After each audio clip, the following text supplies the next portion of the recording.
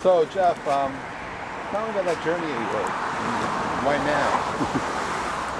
What precipitated it? Well, Jeff, you have to know, it was you. What do you mean you? I mean, of course you, because you didn't want to take an operation. Operation? Why would I take an operation?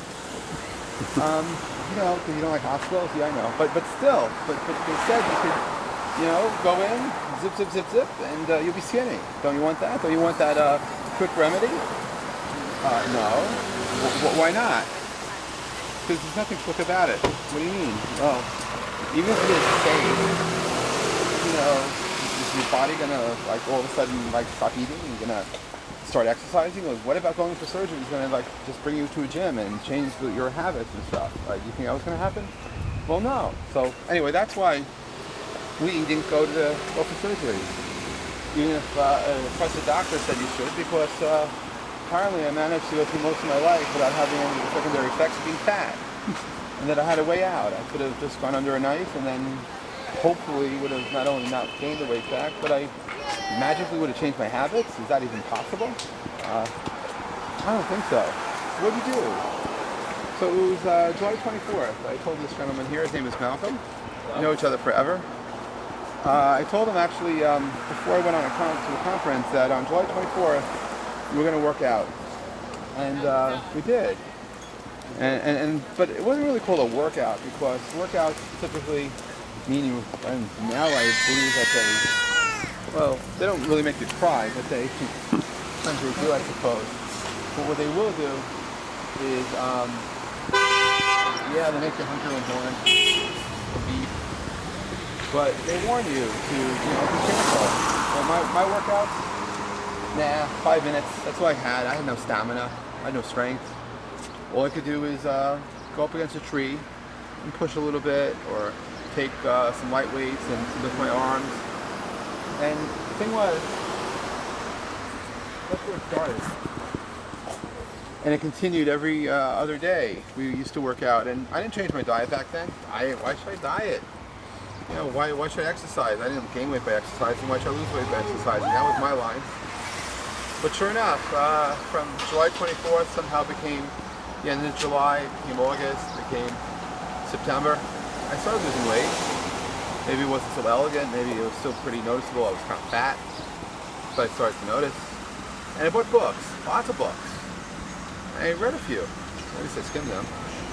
But I looked. I did look. And it dawned on me that when I was ready to accelerate my loss, I could do something about it, which I did at the end of the year. I gave up eating wheat. I'm not a fanatic, well, maybe a little bit, but not that crazy about it. About, of course, advocating no wheat for people. You choose what you want to do. I gave up sugary stuff and processed food I try to avoid, and but it works better, But it's not about what I look like, it's about how I feel. And oh my God, I feel terrific. Even slowly walking like this a year ago, I was in traumatic pain.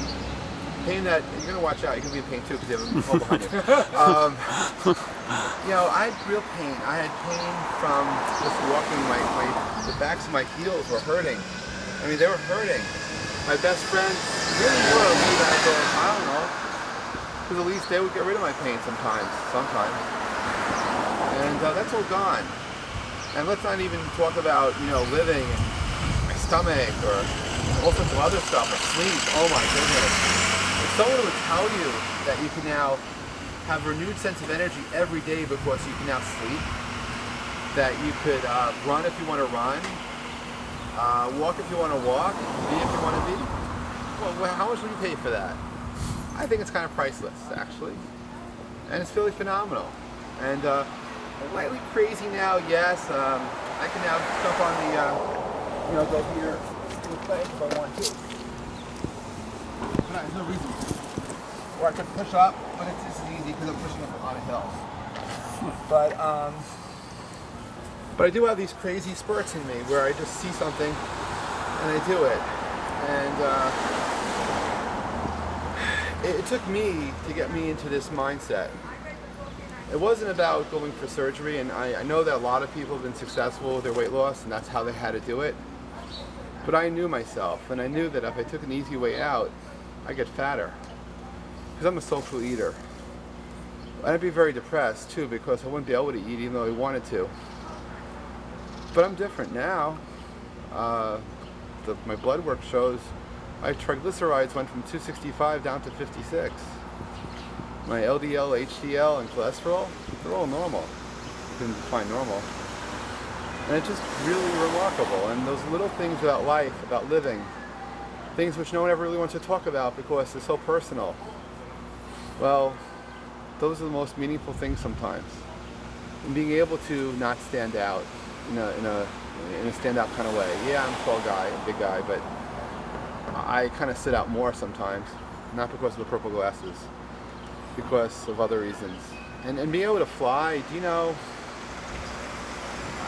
I flew and found seats that I could be comfortable in, that fit in. You know, I was very close to buying 2 seats on an airline because I didn't want to be thrown off.